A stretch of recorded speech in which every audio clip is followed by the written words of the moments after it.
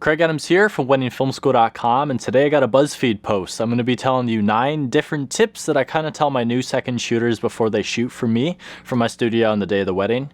You know, just like general tips that are definitely going to help them out in the long run and save me from yelling at the screen in the edit while I'm watching their footage. So number 1, shaky footage. So there's a big difference between bad shaky footage and like good handheld footage.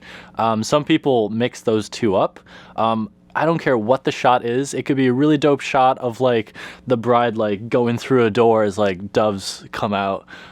If it's shaky, I can't use it. So please just try to keep things simple.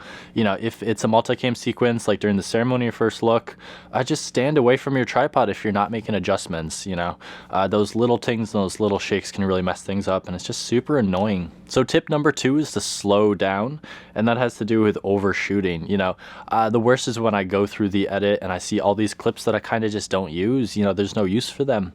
And some of this has to do with setting expectations. You know, my second shooter should know what I want. If I'm going for that reality doc style, you know, I'm going to want a lot of footage to catch things. But really, necessarily, I just want like 10-second clips for most of the day.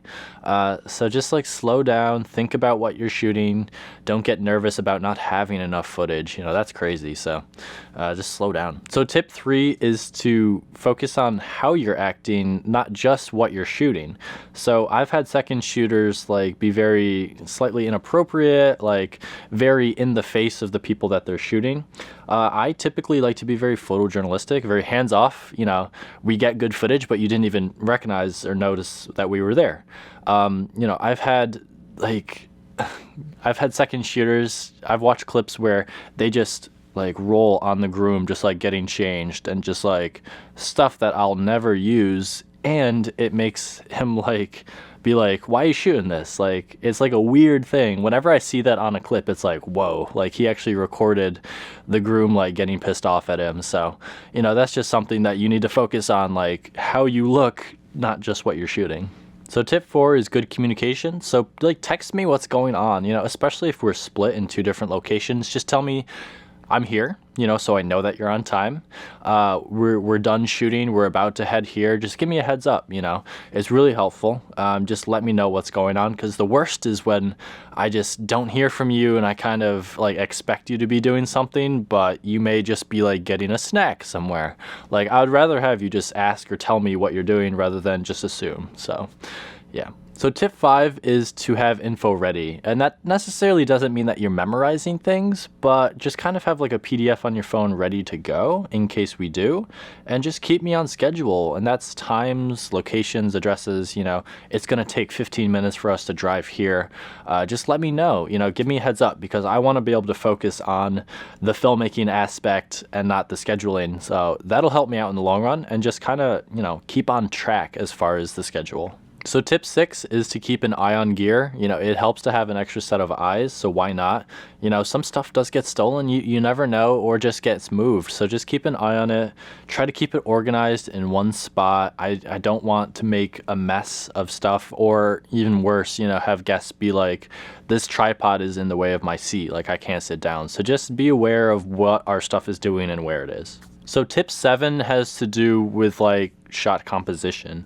One talk that I have with all my second shooters is like the rule of 3s, which is kind of like when you're shooting a subject or something, try to tell a story. Give me little mini stories about whatever you're shooting, rather than just like one-offs of like all the different stuff that's going on. Try to give me 3 different angles or 3 different perspectives on something. So that's like card reading, you know, give me one over the top, give me a wide, give me a close of the letters, like just give me more of a diverse set of angles and shots, and think in terms of 3s, beginning, middle, and end. So tip 8 is to look up. We don't use walkie-talkies, so we kind of communicate a lot during the ceremony with like hand signals or something. So the worst is when I have my second or third shooter just like looking down or at their screen the whole time and never like acknowledging that like I'm like, give me a wide, like I'm like flapping my wings over in the sides. So just like, you know, keep that eye contact every so often, like every couple of minutes or seconds, you know, just look up and be like, what's Craig doing? Yeah. Okay, and the last tip, number 9, is the most important. I always tell my new second shooters and people that are just starting out, really, that I haven't really shot with, to underexpose if they have to, rather than overexpose. I would love for you to expose perfectly. That'd be wonderful. But you know, if something happens, it's always better to underexpose than overexpose. If you're unsure about a shooting situation, just give me one stop lower. It just helps out because I can always raise the highlights in post. Once it's clipped and overexposed, there really isn't much I can do, and that footage usually looks terrible. So try to expose perfectly, but if you have to, give me underexposed shots. It's so much better.